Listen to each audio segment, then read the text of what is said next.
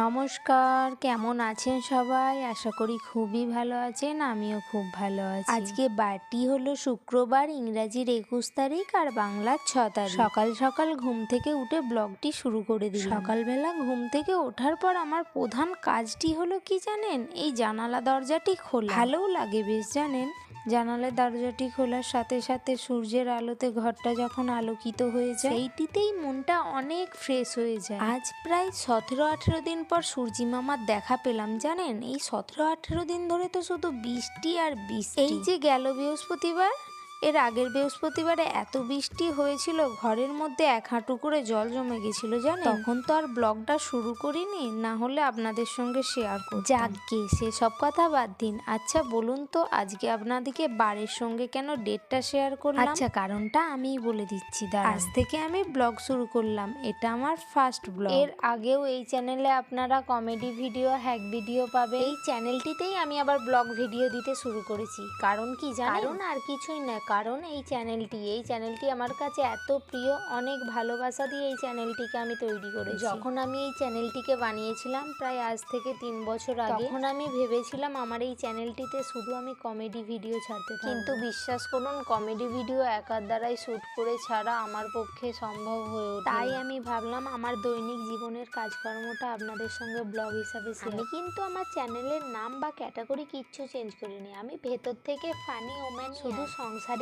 একটু দায়িত্ব নিতে শিখে গেছি। যাকে সব নিয়ে তো অনেক গল্প হলো। গল্প করতে করতে দেখুন আমার সকালের আরো একটা কাজ হয়ে গেল। আজকে ফুল একটু কমই পেলাম, কারণ আমার আগে ৪ জন তুলে নিয়ে গেছে। আমি কখনোই মানা করি না ফুল তুলতে, কারণ আমি মনে করি ফুলগুলো গাছে ফুটে নষ্ট হচ্ছে, ঠাকুরের পায়ে গেলে ক্ষতি কি। টানা এতদিন বৃষ্টি হওয়ার ফলে কতগুলো জামা কাপড় জড়ো হয়ে গেছে দেখুন। এই জামা কাপড়গুলো কিন্তু আমি ৪ দিন আগে ধুয়ে দিয়েছিলাম। যে সকাল হলে জামা কাপড়গুলো বারান্দার মধ্যে মেলে দিতাম আর রাত্রির হলে ভেতরে ঢুকিয়ে নিতাম। টানা ৪ দিন ধরে এই প্রসেস আমি ফলো করেছি জানেন। শেষমেশ আজ এই জামা কাপড়গুলোর একটু গতি, যা কটকটা রোদ্দুর বেরিয়েছে দেখছি, মনে হয় না তো আজকে আর বৃষ্টি হবে। বললে হয়তো বিশ্বাস করবেন না, টানা এতদিন বৃষ্টির ফলে ঘর বাড়িটার একদম বেহাল দশা হয়ে আছে। একে তো এত পুরনো বাড়ি, তার উপর তো বাইরেটা দেখতেই পাচ্ছেন কিরকম জঙ্গল হয়ে আছে, ঘর দুটোর ভেতরে একদম স্যাঁতস্যাঁতে হয়ে আছে। আচ্ছা সেসব কথা ছাড়ুন তো, চলুন আমার একটা ছোট্ট বাগান আছে, সেটা আপনাদের সঙ্গে শেয়ার করি। একটা মল্লিকা গাছ, একটা গাঁদা চারা, একটা মানি প্ল্যান্ট, একটা তুলসী, আর ওই গাছটার নাম না আমি সত্যিই জানি না। আপনারা যদি জেনে থাকেন আমাকে প্লিজ কমেন্টে জানাবেন। আর এখানে আছে কতগুলো তুলসী গাছ, একটা জবা গাছের চারা আর একটা অ্যালোভেরা গাছ।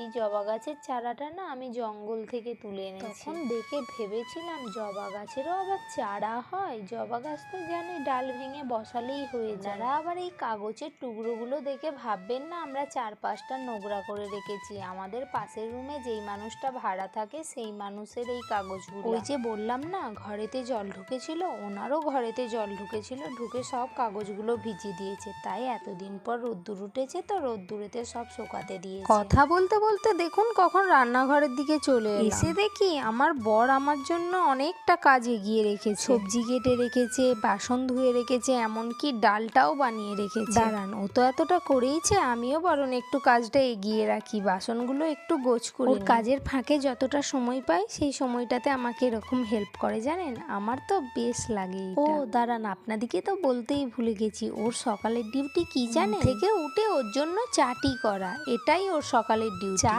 ও একাই খায়, আমরা দুজনের কেউই ভালোবাসি না, আমিও খাই না, আমার মেয়েও খায় না। দেখুন কথা বলতে বলতে ভাতটাও বসিয়ে দিলাম। ১ সিদ্ধ চাল তো বেশিক্ষণ টাইম লাগবে না। আচ্ছা বলুন তো আমার মতো এই অভ্যাসটা কার কার আছে? এই যে গ্যাসে কিছু বসিয়েই সঙ্গে সঙ্গে গ্যাস মোছা, সব সময় গ্যাস মুছেই যাব। এটা আমার ভালো অভ্যাস না খারাপ অভ্যাস আমি বুঝতে পারলাম না আজ পর্যন্ত। বর আমার সবজিটা কেটে দিলেও কুমড়ো শাকের ডাঁটাগুলো কাটেনি, তাই কুমড়ো শাকের ডাঁটাগুলো নিয়ে বসে পড়লাম কাটাকুটি করতে। এই কুমড়ো শাকগুলো আমার বরের বন্ধুর বাড়ি থেকে পাঠিয়েছে, ওদের নাকি প্রচুর হয়েছে। দাঁড়ান একদিন দেখতে যাব। কুমড়ো শাকগুলো দেখেই বোঝা যাচ্ছে খেতে মজার হবে জানেন। বাড়ির শাকসবজিতে এত সার দেয় না তো, তাই এত খেতে মজার হয়। আর বাজার থেকে যেগুলো আমরা কিনে খাই ওগুলো তো শাক পাতা খাই না, বিষ খাই আমরা। দেখলেন বলেছিলাম না ভাতটা এক্ষুনি ফুটে উঠবে, দেখুন এক্ষুনি ফুটে উঠেছে ভাত। এখানে সব ১ সিদ্ধ চাল তো, তাই খুবই তাড়াতাড়ি ভাত হয়, আর এই চালটা তো আরো তাড়াতাড়ি ভাত। এই চালের ভাত নিয়ে একটা মজার ঘটনা আছে, দাঁড়ান শেয়ার করি আপনাদের সঙ্গে। আমি যখন বিয়ের পর প্রথম এই জোড়হাটে আসি, প্রথম ও আমাকে ভাতটা রান্না করতে দিত না,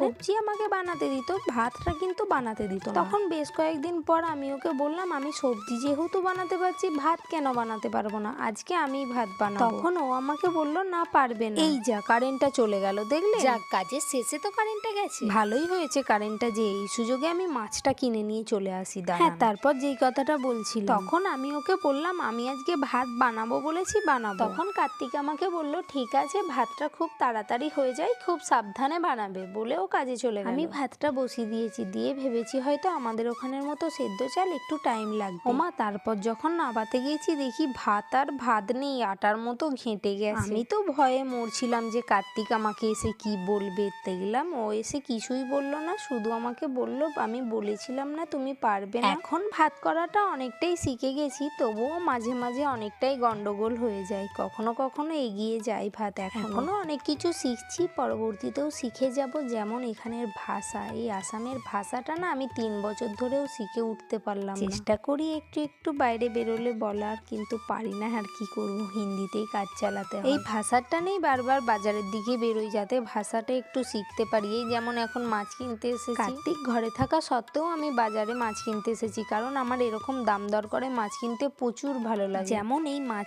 মাছটি 400 টাকা কিলো বলছিল, আমি 200 টাকা কিলোতে নিয়েছি, কিন্তু এই মাছটিকে কি মাছ বলে আমি সেটাই জানি না। মাছগুলো আমি ফার্স্ট টাইম খাচ্ছি, খেতে কিন্তু বেশ ছিল। আমার দুর্ভাগ্য কার্তিকই এই মাছ খায় না, ও রান্না অবস্থায় দেখেই বুঝে গেছে এটা ফলুই মাছ ও খায় না। আর কি করা যাবে, এই 500 মাছ আমাদের মা বেটিকেই এখন খেয়ে শেষ করতে হবে। দেখলেন, আমি বললাম না শেখার শেষ নাই। আমি এখনো কোন মাছটাকে কি নামে ডাকে, কোন মাছটা কেমন দেখতে হয় আমি সেটাই জানি না, কিন্তু কার্তিক সবকিছু জানে। এত কিছু জানলো কি করে সেটা ভাবছেন তো, কারণ এই জোড়হাটে কার্তিক 20 বছর ধরে আছে, তাও আবার একা। এখন তো বুঝতেই পারছেন একটা ছেলে মানুষ একা থাকলে কত কি শিখে যায়। এইরকম ও রান্না বান্না থেকে কাটাকুটি সবই জানে। ঘরে অনেকগুলো পলিথিন জড়ো হয়েছিল, পলিথিনগুলো এদিক ওদিক না ফেলে দিয়ে জ্বালিয়ে দিলাম। তো চলুন, এবার আমার মেয়েকে স্কুল থেকে আনতে যাওয়ার টাইম হয়ে গেছে, তাই একটু রেডি হয়ে নিই। এটা আমার ফার্স্ট ব্লগ, আমি অত সাজিয়ে গুছিয়ে কথা বলতে পারি না, তবুও চেষ্টা করেছি। যদি কোনো ভুল ত্রুটি হয়ে থাকে দয়া করে ক্ষমা করে দেবে। অবশ্যই আমাকে কমেন্টে জানাবেন আমার ভিডিওটি আপনাদের কেমন লাগলো।